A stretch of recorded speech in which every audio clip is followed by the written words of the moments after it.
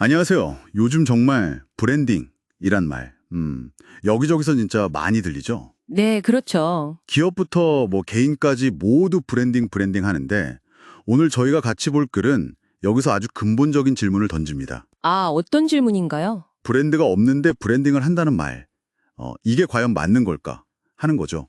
브랜드와 브랜딩, 그 본질적인 관계 속으로 한번 깊이 들어가 보겠습니다. 네, 아주 흥미로운, 그런 주제네요. 이 글의 핵심은 명확해요. 그러니까 브랜딩이라는 활동, 뭔가를 알리고 포장하는 거잖아요. 네네. 그걸 하려면 그 전에 먼저 고유한 정체성, 또 차별성, 이런 걸 가진 브랜드라는 그 실체가 있어야 한다. 이 말이죠. 아하, 그래서는 이걸 집도 짓기 전에 인테리어부터 하는 격이다. 이렇게 비유하는데, 이거 상당히 와닿는 표현인 것 같아요. 하하, 그러네요.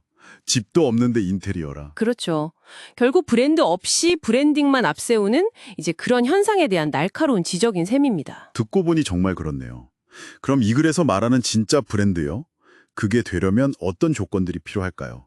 그냥 이름이나 로고만 있다고 브랜드는 아닐 텐데요. 맞아요. 맞습니다. 글쓴이는 먼저 내부적으로요. 확고한 철학이나 비전 같은 거 있잖아요. 네, 철학 비전. 우리가 누구고 뭘 향해 가는지 이런 것에 대한 아주 뚜렷한 합의가 있어야 한다고 강조하고요. 합의가 중요하다. 네.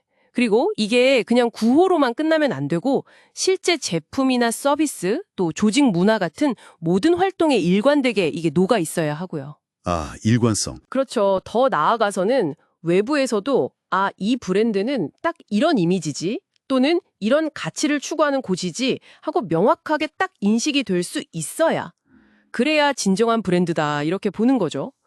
이런 안팎의 일관성이 아주 핵심입니다. 근데 현실에서는 그게 참 어렵잖아요. 특히 막 시작하는 스타트업 같은 경우요. 이런 이상적인 브랜드 철학, 이걸 깊게 공연할 시간이나 뭐 여유가 부족할 수도 있고요. 바로 그 지점. 네. 그래서도 그걸 놓치지 않습니다. 소위 닭이 먼저냐, 달걀이 먼저냐, 뭐 이런 딜레마가 존재한다는 걸 인정해요. 아, 네네. 당장 생존이 급하고, 시장에 우리를 막 알려야 하는 그런 상황에서는 깊은 브랜드 정체성 고민보다는 눈에 보이는 브랜딩 활동에 먼저 집중하게 되는 경우가 많죠, 사실은. 그렇죠. 일단 알리는 게 중요하니까. 네. 그래서 많은 경우 이런 브랜딩 활동을 막 해나가면서 오히려 거꾸로 브랜드 정체성을 점차 만들어가기도 합니다. 아, 활동을 하면서 만들어 간다. 네.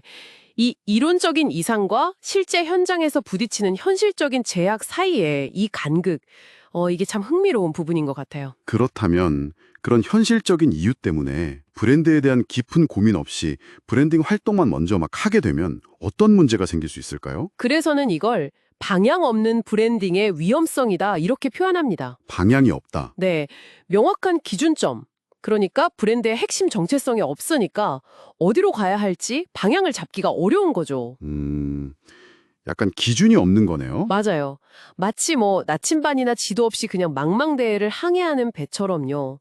그때그때 유행이나 뭐 단기적인 성과 이런 거에 따라서 임시방편적인 활동만 반복하게 될 수 있다는 거예요. 그럼 좀 위험하겠는데요? 그렇죠. 글쓴이는 이런 상황이 오히려 브랜드가 가진 고유한 잠재력이나 핵심 가치를 희석시킬 수 있다. 이렇게까지 경고합니다. 와, 듣고 보니 그 위험성이 상당히 커 보이네요. 이런 관점에서 보면 그 성공한 브랜드들 사례를 보면 뭔가 좀 더 명확해질 것 같아요. 네, 그래서도 슬쩍 언급되지만 우리가 흔히 위대하다고 말하는 브랜드들 있잖아요. 애플이나 아마존 같은. 네, 애플, 아마존. 네, 그런 데를 떠올려 보면 이해가 쉽습니다. 이들은 시작부터 창업자의 아주 강력한 철학이나 비전, 다시 말해 브랜드의 씨앗 같은 게 있었죠. 아, 처음부터요? 네, 뭐 세상을 바꾸겠다거나 아니면 정말 고객 중심의 서비스를 만들겠다 이런 식의 확고한 신념이요.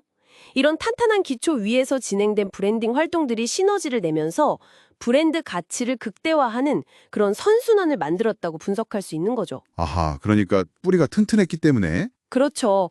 브랜드라는 뿌리가 깊었기에 브랜딩이라는 가지가 풍성해질 수 있었던 겁니다. 결국 이 모든 이야기를 종합해보면 이 글이 우리에게 던지는 핵심 메시지는 아주 명확하네요. 네. 브랜딩 활동 자체에 막 빠지기 전에 우리가 무엇을 나타내는 브랜드인지 그 본질부터 좀 탄탄하게 만들어야 한다. 이거군요. 맞습니다. 정확해요.